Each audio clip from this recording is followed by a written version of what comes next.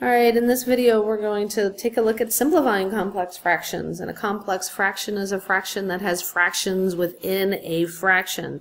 And you can see in our first example we have two fractions in a fraction. So let's take a look at how we would simplify something like this. Well, the very first thing that I want to point out is that this symbol right here is not just a included as a fraction symbol, but it also means division. So I could really take this first fraction and rewrite it as a division statement. 1 over x squared plus x, and it is being divided by 2 over 5x plus 5. And in a previous lesson you should have already learned how to handle a division of two rational expressions. So we can always change division into multiplication by multiplying by the reciprocal of our divisor.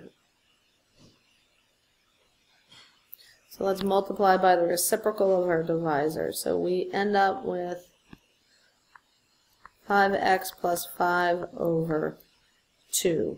So the next thing that we do is we need to make sure that we're simplified. Again, apply your parentheses. Make sure all your numerators and your denominators are simplified. So let's rewrite this very first rational expression.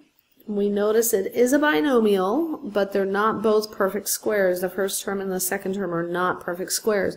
But we do have a GCF of x. So we're going to factor out our GCF of x, and we get 1 over x times x plus 1. And in our second rational expression, we have a binomial again. They're not perfect squares, so we're just going to factor out our GCF. And I want you to notice right away that you can see a common factor in our numerator and in our denominator. You can only reduce if you have common factors in the numerator and in the denominator. So we have a common factor of x plus 1 in the numerator and an x plus 1 in the denominator. That factor is our only common factor, so once we factor and reduce that out, we multiply the terms that are left in the numerator, and 5 times 1 is 5, and we multiply the terms that are left in the denominator. 2 times x is 2x. We check our final answer to see if there's anything else we can reduce, and we notice we can't. So what happens when you don't have a single fraction over a single fraction? Because in our first example, we had one fraction in our numerator and only one fraction in our denominator. What happens when you don't have one fraction? Well, in previous lessons we took a look at adding and subtracting fractions, rational expressions, and that's what you're going to have to do. In this numerator, I want you to notice, is a complex numerator because we have two terms in it, 1 over t and 1 over 5, and we need to combine that into one fraction in our numerator. So the way that we do that is we find our LCD of both of those fractions. And if we take a look at our unique factors of our denominators, the first factor that we see is a t. So t is part of our LCD. The second unique factor is a 5. So our LCD in our numerator is 5t. So take a look at the first fraction here. We have a t, but we're missing the factor of 5, so we're going to multiply it by 5 over 5. And that really is supposed to be a 1.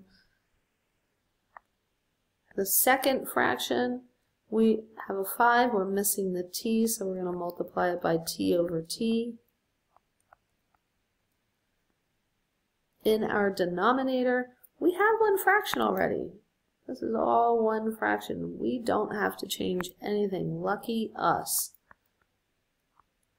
So let's go ahead and multiply our numerators out. 5 times 1 is 5 over 5t. 1 times t is t over 5t. We have a nice common denominator. We can combine terms.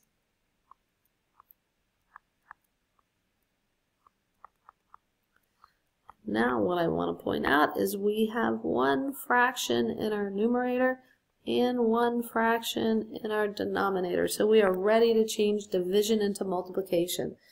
So now we have 5 minus t over 5t, and we're going to divide it by our denominator. So we're going to multiply it by the reciprocal of our denominator.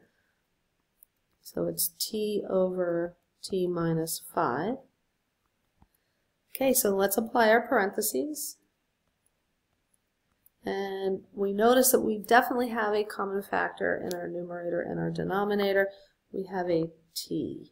So I'm going to reduce that t, and then I'm going to multiply what's left. I have a 5 minus t in the numerator, and then a 5 times t minus 5. Again, I want you to notice that in our numerator, our polynomial is backwards. It's not in the correct order. So I'm going to switch the order and put a negative t first and a positive 5 second. And again, I don't like leading negatives, so I'm going to factor that leading negative out to get negative times the quantity t minus 5 over 5 times t minus 5. And we magically see that this and this factor are shared in both the numerator and the denominator. So what we have left is a negative 1/5, which does not reduce anymore, so it is our final answer.